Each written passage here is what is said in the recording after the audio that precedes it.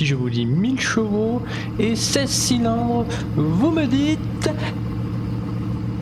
Eh non, c'est pas l'Aveyron.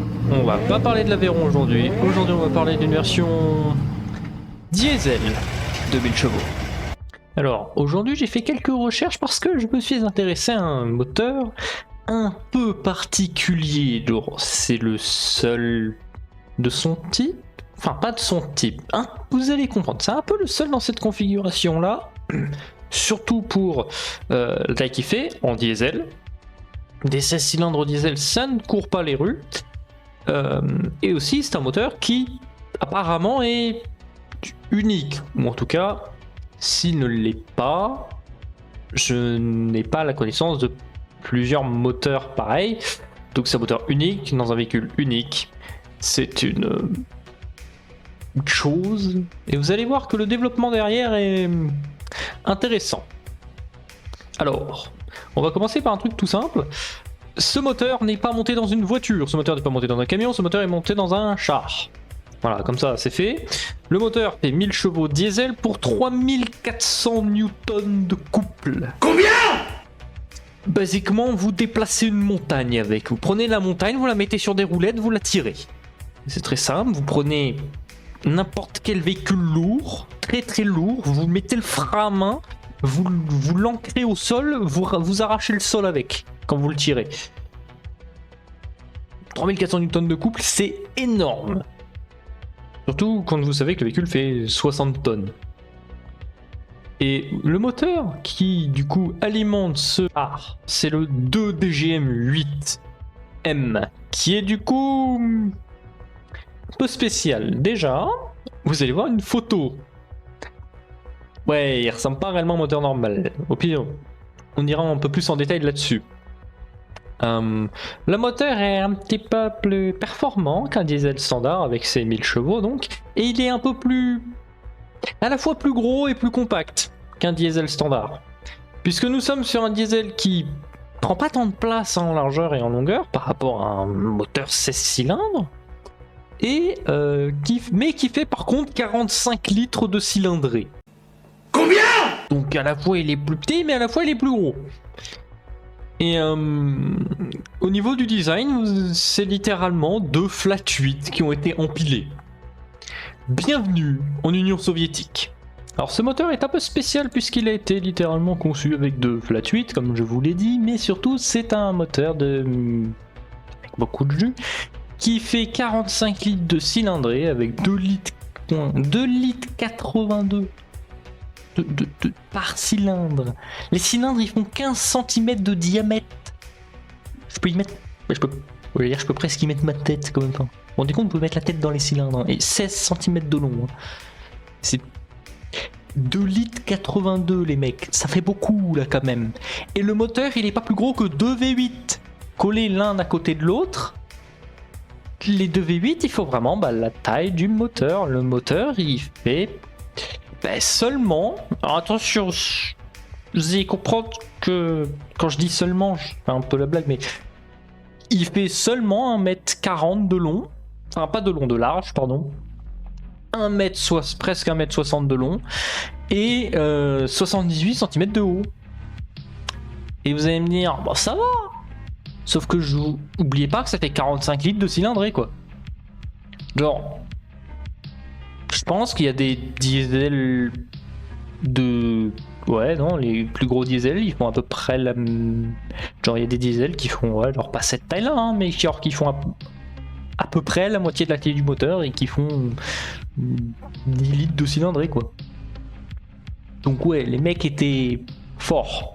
Les mecs, ils étaient doués pour faire des moteurs. Tiens, je vais faire une vidéo sur les motoristes soviétique, sur un des plus grands motoristes soviétiques, motoriste aviation soviétique pendant la période des avions à hélice, et sur les moteurs en étoile. Et vous allez voir que le mec c'était un fou furieux. Le mec c'est un fou furieux, le mec là.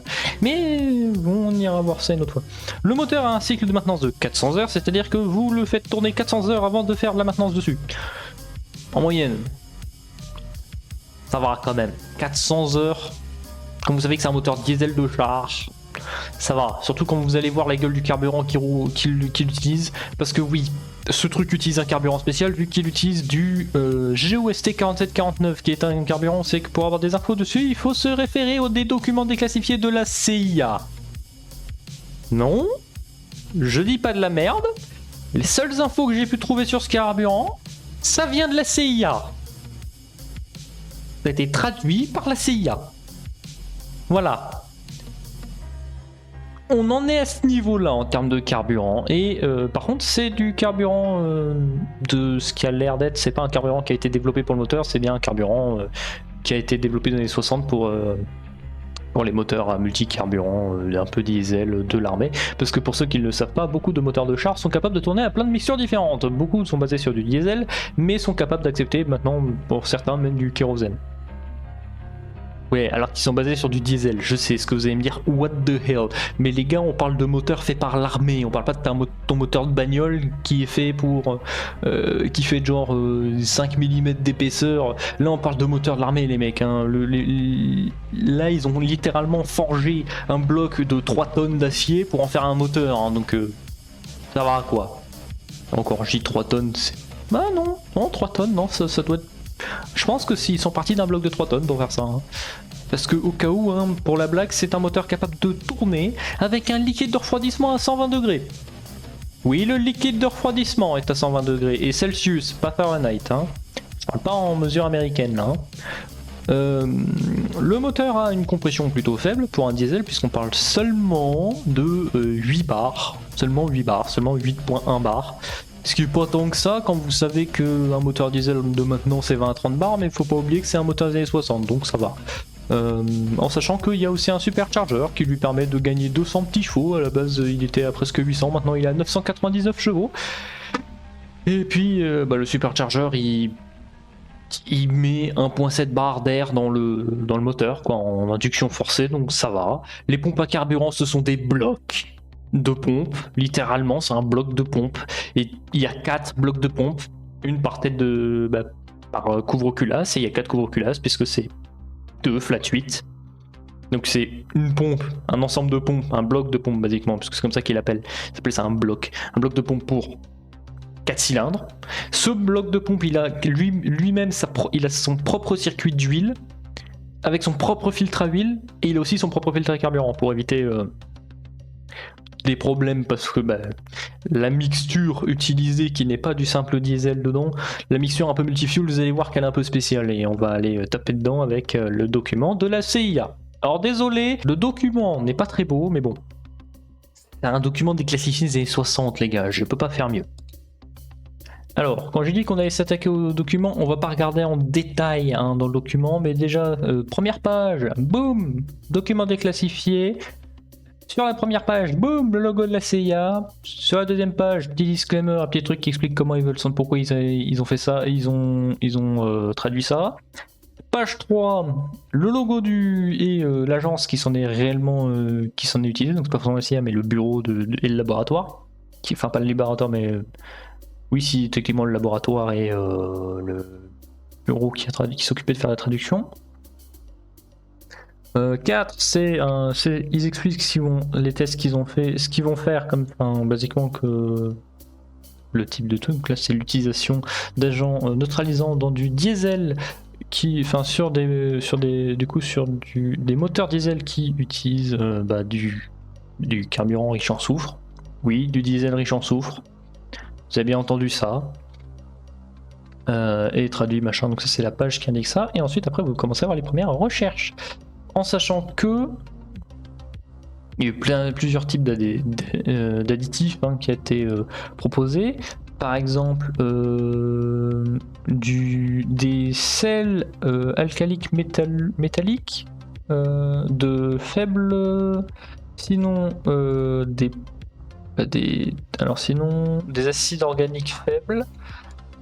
Et d'autres choses comme par exemple du zinc. Oui, du cuivre, colloidal copper, donc je suppose que c'est un acide ou un truc dérivé du cuivre. Ouais, donc ils ont essayé aussi d'utiliser des acides aminés, d'autres trucs bizarres. Hein. Oui, des acides aminés. Mais le truc qui est le plus intéressant, mais bon, ça on s'en fout parce que c'est pas le truc qui est important. Le truc important, c'est de savoir qu'ils ont réussi, qu'ils se sont rendus compte que le truc qu'il fallait mettre, c'était le truc sur le figure 2 de l'ammoniac. Pas une blague. C'est de l'ammoniac. Parce que quand vous regardez, vous avez bien sûr, ils ont fait des tests, mais comme vous regardez, le nom du carburant c'est fuel, voilà, ammonia in fuel, no additive in oil, machin, fuel as in Ghost 4749-49. Donc c'est un carburant du coup qui utilise de l'ammoniac, et du coup ils ont testé sans ammoniac je crois, ouais, qui est du coup de l'additif. Mais du coup le carburant 4749-49 c'est un diesel, c'est du diesel basiquement au soufre quoi, et au niveau de la recherche qui a été conduite, je suppose que le carburant dans les chars a été ensuite mélangé à de l'ammoniac, parce que de toute façon c'est un char, merde on s'en fout.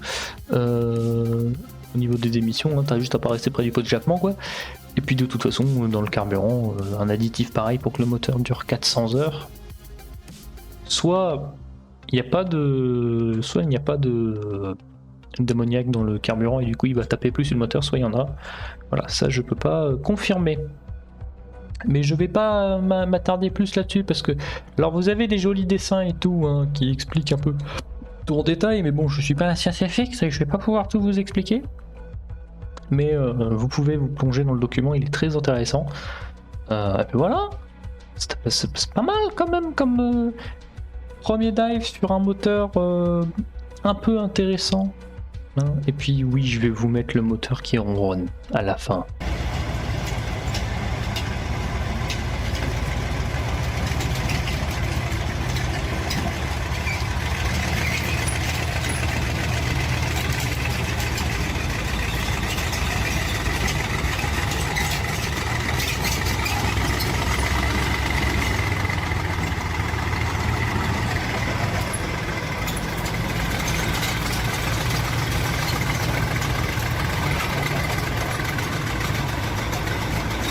Alors les petits cliquetis et les espèces de bruits stridents que vous avez entendus, ça ne vient pas du moteur en lui-même, hein, ça vient des chenilles du véhicule. Parce que là il est en train de sortir d'une place de parking pour aller monter sur un porte-char, donc voilà. C'est pour ça que vous avez entendu ces bruits stridents, non c'est pas un moteur qui est en train de canner. Bon, j'espère que ça vous a plu, cette première vidéo un peu différente des best-of que je poste sur cette chaîne. Et puis voilà. Si ça vous plaît, n'hésitez pas à me le dire. Si ça ne vous plaît pas, n'hésitez pas à me le dire aussi, que je sache si je continue de faire ce genre de vidéo ou pas. Cette vidéo, c'est un peu un test. Et dites-moi dans les commentaires si vous êtes hype ou si vous êtes d'accord pour que je vous fasse une vidéo sur du coup le motoriste soviétique un peu fou qui nous a fait des moteurs en étoile avec des puissances folles en 40. Allez, tchuss.